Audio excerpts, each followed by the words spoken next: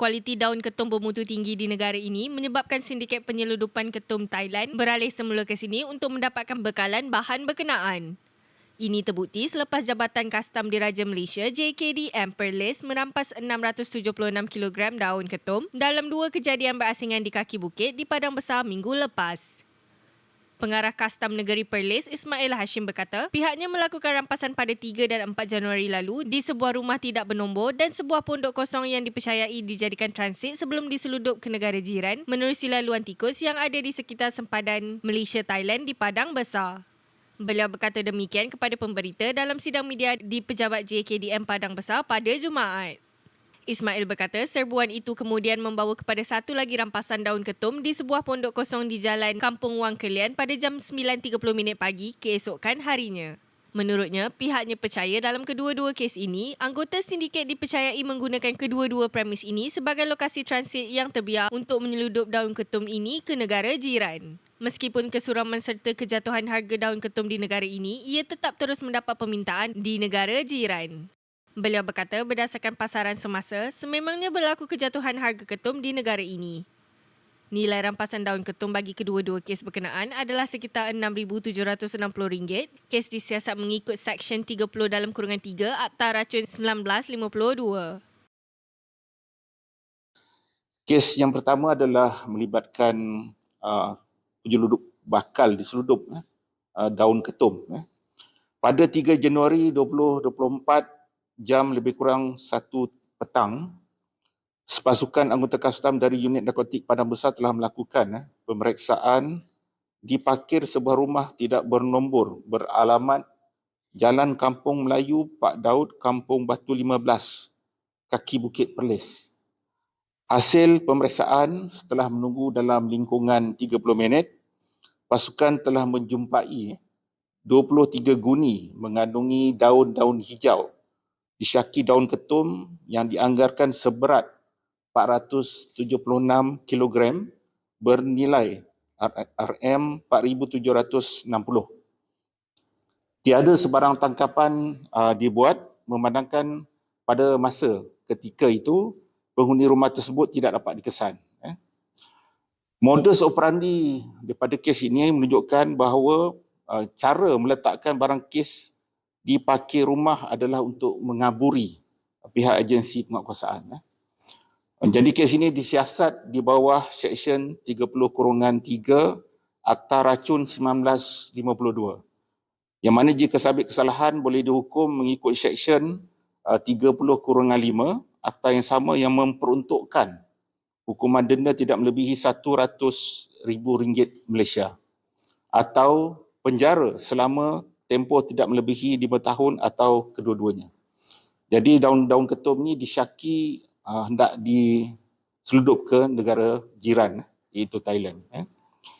Kes kedua juga melibatkan daun ketum. Pada hari yang berikutnya iaitu pada 4 Januari 2024 jam lebih kurang 9.30 pagi, sepasukan anggota kastam dari cawangan penguatkuasaan Padang Besar telah membuat pemeriksaan terhadap ataupun ke atas pondok kosong di Jalan Kampung Wang Kelian, kaki Bukit Perlis. Hasil pemeriksaan di sekitar pondok tersebut, pasukan telah menjumpai 10 plastik hitam mengandungi daun-daun hijau disyaki daun ketum yang dianggarkan seberat 200 kg bernilai RM2,000 Malaysia. RM2,000 Malaysia. Bagi kes ini juga tiada sebarang tangkapan dibuat setelah gabungan penguatkuasaan menunggu dalam tempoh 30 minit, memandangkan tiada mana-mana individu yang mendekati kawasan tersebut. Modus operandi yang dapat dikesan di sini adalah meletakkan barang kes di kawasan terbiar sebagai tempat transit. Kes ini juga disiasat di bawah Seksyen 30/3 Akta Racun 1952 yang mana jika sabit kesalahan boleh dihukum mengikut Seksyen 30/5 Akta yang sama yang memperuntukkan hukuman denda tidak melebihi RM100,000 Malaysia atau penjara selama tempoh tidak melebihi 5 tahun atau kedua-duanya sekali. Oh, ketum ni pasaran dia memang tinggi lah di negara Thailand ni. Dan masa kita pergi ni pun kita tunggu. Dan didapati walaupun diletakkan di kawasan yang macam terbiar, di pondok apa semua tu, tapi telah di packing lah dengan cantik lah sebenarnya. Dan daun ketum ni sebenarnya dia tak boleh tahan lama sebenarnya. Macam ni pun dah mula berair dah kan. Jadi sebenarnya memang ready lah untuk dipasarkan. Bukannya saja tinggal macam tu lah. Maknanya kawasan khususnya Perlis ni lah subur lah penanaman dia. Masih mendapat permintaan. Ya. Thailand di sini dah ada. Dia kualiti di utara dia okey sebenarnya. Dia respect dibandingkan sana. Memang permintaan tinggi lah sebenarnya. Ya.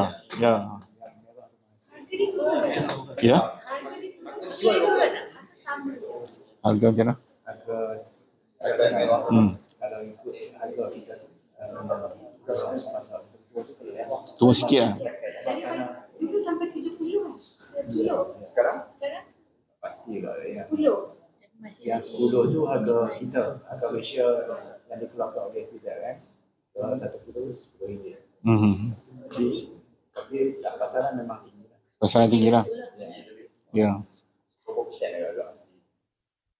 Macam cakap tu, dulu sampai 70 1 kilo. Sekarang dah sikit lah. Tinggal sikit lah. Mungkin sana baru dalam proses penanaman dan mungkin tak banyak dalam pasar. Sebab yang banyak dulu kita ingat dulu 2021, 2022 antara ketum top lah. Ya. Permintaan untuk daun ketum ni masih ada sebab di Thailand ni masih dalam proses penanaman. Jadi dibandingkan antara dua negara ni pun, di Malaysia ni pun kualiti ni tinggi. Jadi memang pasaran dia okey lah sebenarnya. Jadi tindakan untuk ni semula ni memang perlu kita pantau lah yang melibatkan daun ketum ni sekali. Dan di sini kita letakkan di bawah akta racun lah.